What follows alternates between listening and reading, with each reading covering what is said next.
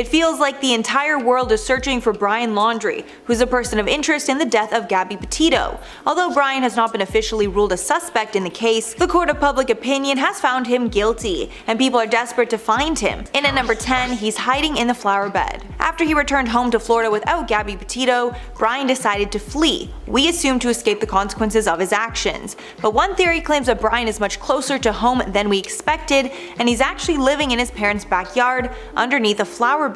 This theory gained traction after a video allegedly showed a hand sticking out from under the flowerbed. Some even claim they saw Brian hand his parents a note. Many think the theory is far-fetched, but survival expert Gary Lynch told Fox News that it may have some weight. Quote, "The possibility of having a bunker there, his parents having a bunker, is absolutely 100% plausible," with him adding that about 1% of United States homes have bunkers. But if they do have one, it's highly likely that Brian is hiding inside of it. And at number 9, Brian has a violent past. Now that Brian Laundrie is essentially public enemy number 1, tons of stuff has been coming out about his past, alleging that he is a possessive and jealous partner. Rose Davis, who's a close friend of Gabby's, claimed that Brian was so possessive that he stole Gabby's ID before the pair were supposed to go out dancing so that she couldn't go.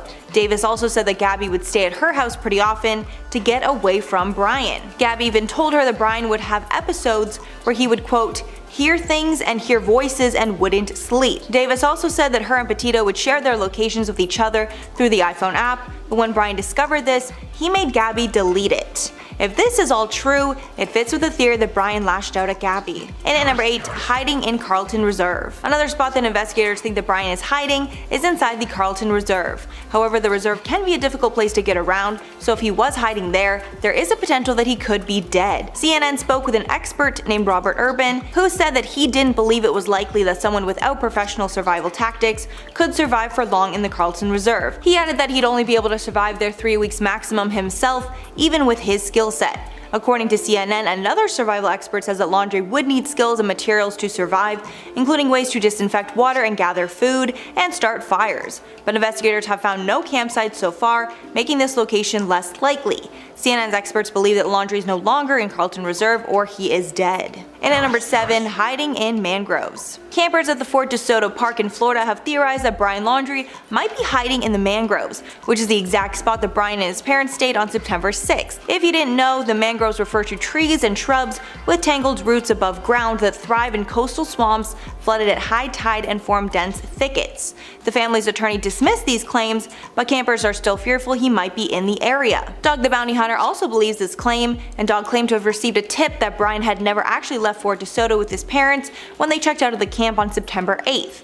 However, the parents denied this claim. And at number 6, fled to the Appalachian Trail. While law enforcement continues to search the Carlton Reserve and Fort DeSoto, one expert believes Brian is more likely to be at the Appalachian Trail, where he had also previously visited with Gabby. He also stated that Brian is clearly aware of law enforcement tracking techniques. That's why Brian left behind his wallet, ID, driver's license, and credit cards. The expert said his reasoning is that, quote, "he knows where all the little places are to camp out on the Appalachian Trail. It just makes sense. Brian has expertise. He's an elite hiker. It's right up his alley." The expert also believes that Brian is still in the United States, adding, quote, "Warner is convinced that Laundrie is still on US soil, noting that you have to have verifiable ID from a government agency with a picture on it to leave." Halfway, number 5, monster can found in Fort DeSoto. Dog the Bounty Hunter and his team have been spending their time looking through the Fort DeSoto Park in Florida, which was the last place that Brian and his family visited on September 6th before Brian went missing. While Dog was searching, his team found a freshly discarded can of Monster Energy drink, and they presumed it was Brian's, that he left at a campsite that he established nearby. Some internet sleuths alleged that they spotted the can in Brian Laundrie's mom's handbag, and this was proof it was connected to Brian, but this has not been confirmed. Dog has also suggested that Brian could be canoeing between islands at the park to avoid detection. And at number 4, he fled to the Bahamas. Although most people believe that Brian is still in the United States, one expert has theorized that Brian might have fled to the Bahamas. John Walsh is the main person that has brought this theory to the forefront. During an episode of In Pursuit with John Walsh, the host revealed that the Bahamas was amongst the 3 possible locations that Brian is hiding. Walsh believes that Brian is most likely to be in Mexico, the Bahamas, or the Appalachian Trail. From Miami, Nassau is only 181 miles away, meaning it's possible that he took the journey. Walsh also claimed that 15 of his 500 tips stated that they saw Brian in the Bahamas. One tarot reader also backed up this claim, saying that Brian was in the Bahamas traveling with an older female, but no concrete evidence has proven this theory. And at number 3, connected to Wyoming homicide case. Around the time of the Gabby Petito case, we also learned of a homicide case involving newly married couple Kaylin Schulte and her wife Crystal Turner. This couple was also staying at the Moonflower Co-op in Moab around the same time as Gabby and Brian. Only days after it was reported that Brian and Gabby got in a fight on August 12th, Turner and Schulte were found dead at a nearby campsite. Apparently, the couple was even texting their friends, saying that a man had been, quote, creeping them out. After this was exposed, many felt that the 2 incidents could be connected and that Brian could be responsible for the murder of the other couple. However, a new theory now states that the person that killed Turner and Schulte might actually be the same person that killed Gabby, with the theory speculating that Brian is not responsible. One commenter shared similar thoughts on the Gabby Petito subreddit, saying the police should be looking for other killers that could be in Wyoming in the event that Brian is found innocent. And at number 2, Brian is dead. Since we've not seen Brian in weeks, some think he could have died while running away from police. Most of the locations that he's believed to be hiding are in remote and difficult campsites in parks where it's very easy to get hurt or lost. Since it's been so long, many are questioning how Brian is eating and drinking, and even if he needed food and water, he's most likely too scared to go out in public because he would be recognized. At this point, Brian is one of the most publicized people in America, and since nobody has seen him, it means he's either not in the country or no longer living on Earth. And finally, at number 1, Brian cheated. This is a wild theory that was first started on TikTok, so take it with a grain of salt, but some are theorizing that Brian cheated on Gabby with none other than her best friend. Apparently, Gabby found out about the cheating, and that's what caused so many of their fights. One source claimed that Brian and the best friend got matching tattoos together, showing that they were very close. Then once when Brian accidentally went live on Instagram, there were a pair of shoes that didn't belong to Gabby. Reports later claimed that the shoes were the best friend's, as she was wearing them in another photo. Lastly, this friend has been very silent through all of this, which many find very sketchy. But again, this is all just a wild TikTok theory. Despite saying that he was headed back to Colorado due to an ankle injury, Dog the Bounty Hunter is still out here chasing Brian Laundrie, and his first stop was to head back to Brian's sister's house. After Gabby Petito's autopsy results were released, Dwayne Chapman is determined to talk with Cassie Laundrie about her brother's whereabouts. So even though Dog the Bounty Hunter's own daughter said, "Dad is headed back to Colorado temporarily to handle some business. Remember, he was in Florida on his honeymoon," we are still actively searching for Brian Laundrie, leaving a team in place in Florida. As always, whatever I can share with you, I will. It turns out that Dwayne is actually back out in Florida and continuing his hunt for Brian Laundrie, although things may be difficult with that injured ankle of his that was first reported on by news anchor Josh Benson, who said on Twitter, "Just got an update from Dog the Bounty Hunter's team. They say he's headed back to Colorado soon to meet with his doctor after injuring his ankle in the search. He's also raising funds to continue what he calls an expensive search," adding, "Team says he put together a talented network of local team members he calls the Florida team that will continue this search while he's gone. He says that he will continue to process leads in Colorado while he's there." And TMZ learned from a source familiar with the situation that Dog had actually never even left Florida despite injuring his ankle earlier in the week. Instead of going back to Colorado, though, a recent video shows him walking right up to Cassie Laundrie's home and ringing the doorbell repeatedly. Despite the reports that his ankle was injured, he did appear to walk out of his vehicle and up to the door with little to no issue. I didn't even really see him limping or favoring one leg over the other, which is usually the case when someone messes up their ankle.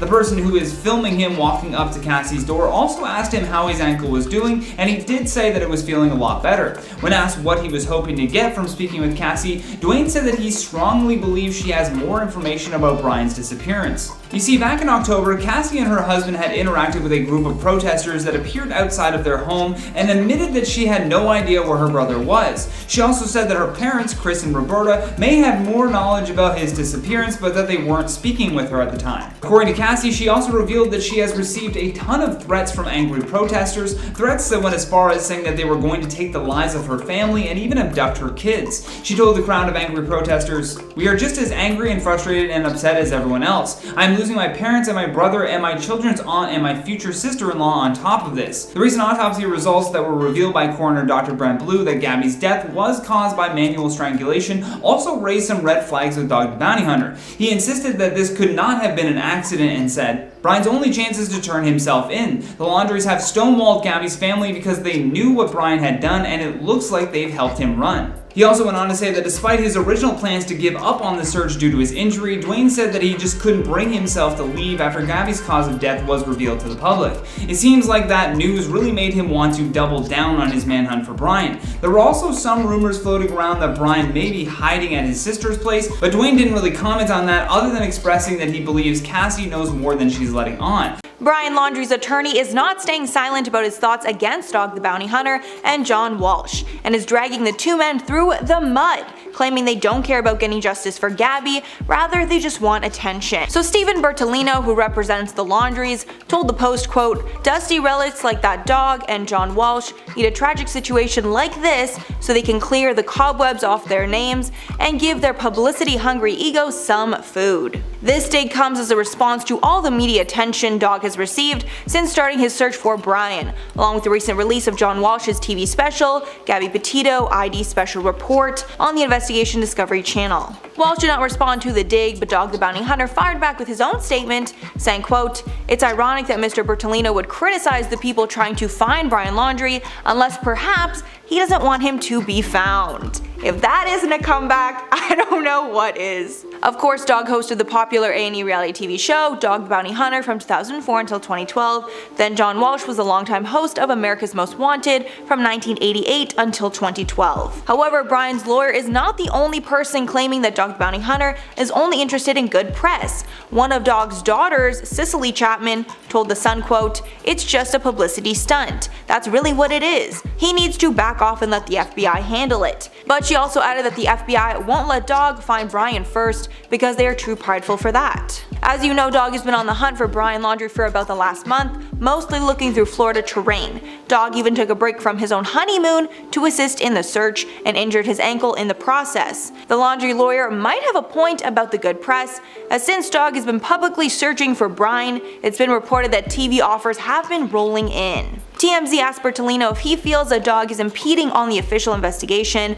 by showing up unannounced at Brian's sister's house. He said, quote, "That's for law enforcement to determine." So it's clear the Laundries and their attorney do not like these TV personalities getting involved, and it seems to me that if they really wanted Brian found, they would welcome any help that was given, right? But hey, just my theory. Brian Laundrie has been missing for just over a month now, and authorities are eager to find him. So eager that the FBI ended up rushing a Brian Laundrie doppelganger while on the Appalachian Trail. I know people want to catch him to solve the Gabby Petito case once and for all, but man, is this ever a bad look for the FBI. A man from upstate New York who bears a striking resemblance to Brian Laundrie recently had the fright of a lifetime when U.S. Marshals pulled their guns on him while he was napping on the Appalachian Trail. Quite a rude awakening if you ask me. While Severn Beckwith was with his partner Anna Bretman, they were simply trying to get some rest at Fontana Village Resort when after lunch they heard aggressive knocking at the door. Within moments the door flew open and authorities stormed their way into the room. Severn recounted what happened next and said, "Next thing I see is a bunch of guys with riot shields with U.S. Marshals written on them, handguns pointed at my face. The next thing that he knows is he's being handcuffed as another officer helped his partner get dressed. Personally, I don't think these two really look the same at all, but because so many people have been on such high alert regarding Brian Laundrie, it's easy to see why he may have been spotted and reported to the police." Severn also said that he has a hunch as to why he was targeted by police on the Appalachian Trail. According to him, one of the agents touched the side of his head and then said that he had a similar notch on the upper part of his inner ear that Brian had. Another reason for authorities being suspicious about Severn, though, has a lot to do with the credit card that he booked his room with. Apparently, the couple had been hiking from Georgia to Virginia since last September, and they had booked their room with a credit card that was linked to an Empire State ID. And because Gabby Petito was originally from Long Island, this started to raise some red flags with police. However, that being said, Severn was quickly given the all clear after they realized that he had 0 of the same tattoos that Brian had, and he produced an ID that proved that he wasn't the missing Laundrie. The odd thing is that the U.S. Marshals then advised Severn to shave his beard so that he doesn't get pegged as being Brian Laundrie. How about you just do a better job and this sort of thing won't happen? I guess he took their advice, but then later said that he regretted doing that and went on to say, because I have much less of a chin than Laundrie does. After breaking down his hotel room door, the marshals showed him a photo that an employee at the Fontana Lake Marina had taken, claiming to have witnessed Brian Laundrie passing through. For the trouble that this random couple had to go through, the lodge they were staying at offered them a free night and complimentary breakfast, to which Severin said, "It was a buffet, we took as much as we could." And I mean, why wouldn't you at that point? What's wild is that this isn't even the first time a random person had been accused of being Brian Laundrie. One lookalike even created an account called Not Brian Laundrie, and in one clip he can be seen asking for tips from other TikTokers about how to avoid being attacked when people think that he's Brian. Hopefully this will be the last time though that we hear about the FBI or the US Marshals rushing in to arrest the wrong guy.